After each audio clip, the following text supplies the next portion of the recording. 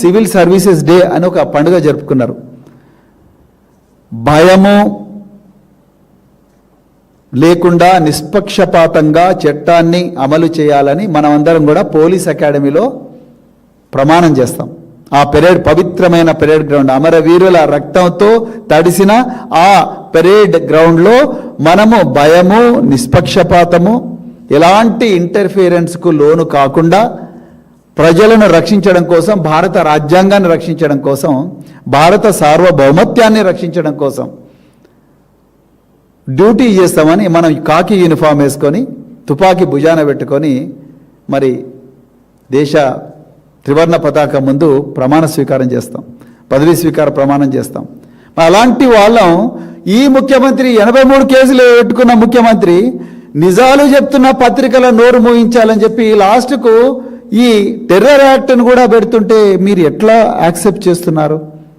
ఇదే నా ప్రశ్న మీ అందరికీ కూడా. రాజ్యాంగం ఆర్టికల్ 19 స్వేచ్ఛగా మాట్లాడుకోవచ్చనే హక్కు ఇచ్చింది. రాజ్యాంగం స్వేచ్ఛగా మాట్లాడుకోవాలని హక్కు ఇచ్చింది. 19(1) చాలా క్లియర్గా చెప్తుంది. 19(1) క్లాజ్ G ఏం చెప్తుంది? ఈ దేశంలో జర్నలిస్ట్ పని ఎవరైనా చేసుకోవచ్చు. జర్నలిస్టులు ఈవెన్ టెర్రరిస్టులను కూడా ఇంటర్వ్యూ చేయొచ్చు, మావోయిస్టులు ఇంటర్వ్యూ చేయొచ్చు, తీవ్రవాదులు ఇంటర్వ్యూ చేయొచ్చు. వాళ్ళు ఎక్కడ, వాళ్ళకి ఆ సోర్సు ఎక్కడి నుంచి వచ్చింది, వాళ్ళు ఎక్కడికి ఆ సమాచారం వచ్చింది, వాళ్ళు ఏ విధంగా ఇదంతా ఇన్వెస్టిగేషన్ చేశారు అనేది జర్నలిస్టులకే తెలవాలి, మిగతా వాళ్ళకి తెలియదు. నిజాన్ని నిర్భయంగా జర్నలిస్టులు చెప్పొచ్చు. మరి అలాంటి పత్రికల మీద మీరు టెర్రర్ యాక్ట్ పెట్టడం ఏంటి? దీని మీద ఒక్కసారి తెలంగాణ ప్రజలు ఆలోచించాలి. ఈ టాడా, ఈ UAPA అనేది ఒక్కసారి జైలుకు పోతే 8 సంవత్సరాలు 9 సంవత్సరాలకు కూడా బయటికి రారు జనాలు. ఎందుకంటే బెయిల్ అనే ప్రొవిజన్స్ చాలా కఠినతరంగా ఉంటాయి. మరి అలాంటి పరిస్థితుల్లో ఇలాంటి టెర్రర్ కేసులు పెట్టడం పూర్తిగా మేము ఖండిస్తున్నాం. అదేవిధంగా గతంలో కూడా జర్నలిస్టులు మరి రేవతి, తన్వి యాదవ్, సరిత, విజయారెడ్డి వీళ్ళందరి మీద కూడా మొన్నే క్రిషాంక్, ఇప్పుడు ఈరోజు మనం ఇక్కడ మాట్లాడుతుంటేనే క్రిషాంక్ అలా పోలీసు వాళ్ళు తీసుకుపోయి కోర్టుల ముందర పెట్టిండ్రు. దిలీప్ కొనతాం, వీళ్ళందరి మీద ఇంకెందరో మంది. ఇంకా ముఖ్యంగా ఇంకొక విషయం చెప్పాలి. నల్లబాలు అనే Telangana journalist, social media activist, వాళ్ళ ఇంట్లో అన్నం తింటుంటే ప్లేట్ను తన్ని ఆ తల్లిని భార్యను కొట్టి గుంజుకొని పోయి 16 రోజులు కరీంనగర్ జైల్లో పడేసిండ్రు. ఆయన చేసిన తప్పిందయ్యా? రైతులకు రైతు బంధు రావడం లేదని ఒక ట్వీట్ వస్తే ఆ ట్వీట్ను రీట్వీట్ చేసిండు, తన సోషల్ మీడియాలో స్టేటస్ పెట్టుకున్నాడు. అంతే, ఆయనను తీసుకుపోయి 16 రోజులు జైల్లో పడేసిండ్రు.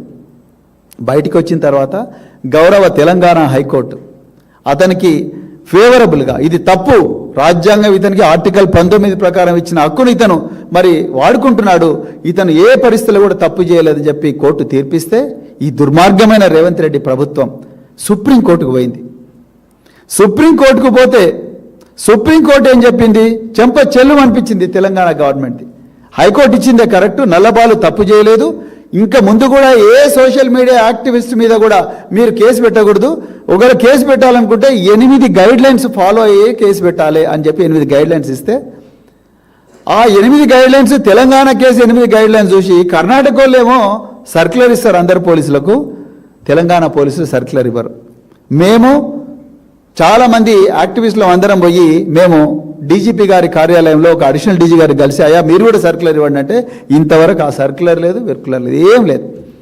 ఒకటే రేవంత్ రెడ్డి గారికి ఒకటే ఉన్నది, నిజాలు ఎవరు చెప్పొద్దు, నాకు వ్యతిరేకంగా ఎవరు మాట్లాడొద్దు, మేమేమైనా చేసుకుంటాం, మేము ఎన్ని దందలను చేస్తాం, 5 లక్షల కోట్ల ఆస్తిని కాజేస్తాం, వట్టినాగులపల్లి చేస్తాం, నాదర్గుల్లి చేస్తాం, లగచెర్ల చేస్తాం, వెలుగు మట్లను ఖతం చేస్తాం, తెలంగాణను గాజాగా మారుస్తాం, రైతులను ఇబ్బంది పెడతాం, యూరియా ఇవ్వం,